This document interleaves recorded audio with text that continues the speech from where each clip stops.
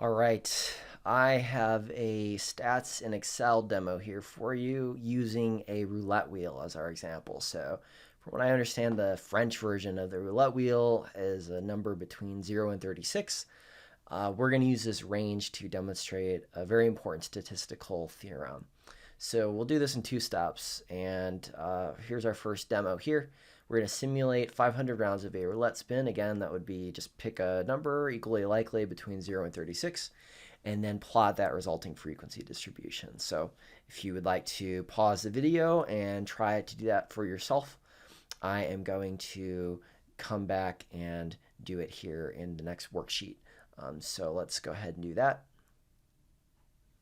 All right, let's go ahead and plot this out.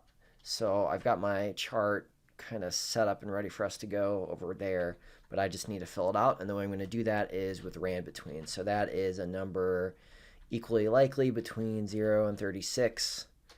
And let's do that. Okay, so we can kind of start to see our histogram take shape.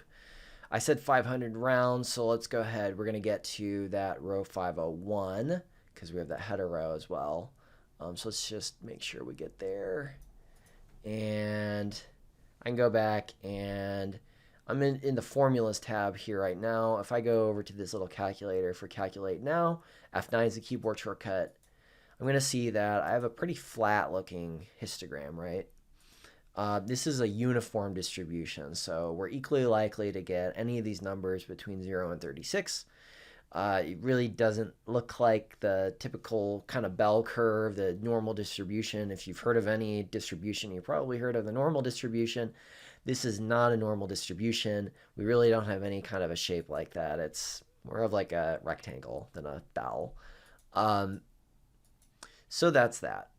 All right, so let's go on to the next step here. And we're really working now. Our roulette wheel is spinning over time. What we want to do this time is simulate a roulette spin again 100 times.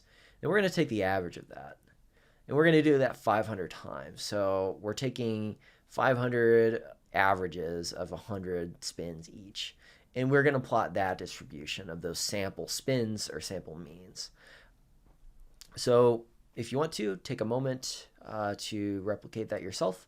I'm going to move to our demo worksheet here and do that now. All right, so I've got this dummied up to go again. And what I want to do is just fill this out. So we've got our tosses going across the columns. I'm going to do rand between as well again here. And again, that's just 0 to 36. So we can start to see our histogram take shape there. And let's just get this filled out so I can do this across, and then we will do that down, and let's see what our histogram looks like now. I'm going to recalculate this a few times just to see what happens, make sure we don't have a fluke with the data, and it looks like we do not have a fluke here. Each time I'm doing this, it's looking very bell shaped, right? It looks like a normal distribution. So what's going on here? Well, this is a example of the central limit theorem that tells us that the sampling distribution of an independent random variable will approach or become nearly normal if the sample size is large enough. I've got the italicized bit there. If the sample size is large enough, that's the important part. How large is large, we won't get into, but the main idea here is to understand that even when we have a variable that is not normally distributed, such as, if I can show it, such as roulette throws, if we get to the sample means of that, that is normally distributed given enough sample size. So what this allows us to do is infer principles or parameters of a variable of that population even when we don't have the population in total, we just have a sample of the data. So that's inferential statistics, right?